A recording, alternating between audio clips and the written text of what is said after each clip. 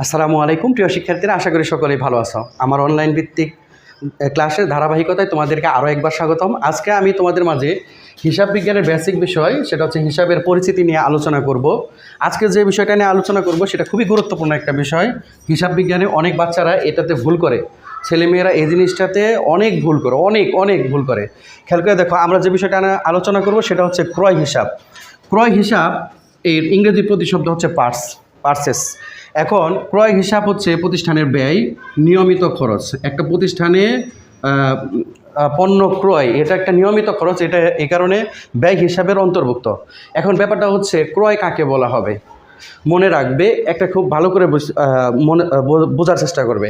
সেটা হচ্ছে কোনো পণ্য বিক্রি করার উদ্দেশ্যে যখন কেনা হবে, মানে কোনো কিছু, যে কোনো জিনিস, সেটা বিক্রি করে মুনাফা অর্জন করার আশায় যখন কোনো কিছু কেনা হবে, তখন তাকে ক্রয় হিসাবে অন্তর্ভুক্ত করা যাবে। এখন কোনো কিছু যদি ব্যবসায়ে ব্যবহার করার উদ্দেশ্যে ক্রয় করা হয়, সেক্ষেত্রে সেটাকে ক্রয় বলা যাবে না। যেমন আসবাবপত্র ক্রয়, এক্ষেত্রে আসবাবপত্র ক্রয়, এটা যদি তুমি ব্যবসায়ে আসবাবপত্র ব্যবহার করার জন্য ক্রয় করো, তাহলে সেক্ষেত্রে সেটাকে আসবাবপত্র হিসেবেই লিখতে হবে, ক্রয় হিসেবে লেখা যাবে না।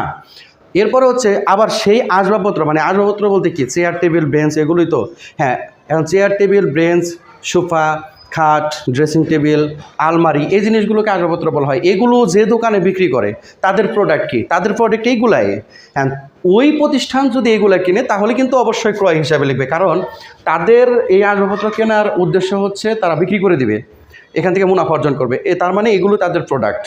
সেই ক্ষেত্রে তারা যদি আসবাবপত্র ক্রয় করে, তাহলে সেটা তাদের জন্য ক্রয় হিসাব হবে। কিন্তু নর্মালি অন্য কোনো প্রতিষ্ঠানের জন্য আসবাবপত্র ক্রয় আসবাবপত্র হিসেবে লিখতে হবে, ক্রয় হিসাবে লেখা যাবে না। শুধুমাত্র যে পণ্যটা বিক্রি করে মুনাফা অর্জন করবে, সেটাকেই ক্রয় হিসেবে অন্তর্ভুক্ত করা যাবে। এছাড়াও আরও জিনিস আছে, অফিস সরঞ্জাম ক্রয়, যন্ত্রপাতি ক্রয়, জমি ক্রয়, তারপরে এই সমস্ত মণিহারি ক্রয়, সাপ্লাইস ক্রয়, এগুলোকে ক্রয় হিসাবে লেখা যাবে না, এগুলোকে তাদের নিজস্ব নামেই লিখতে হবে।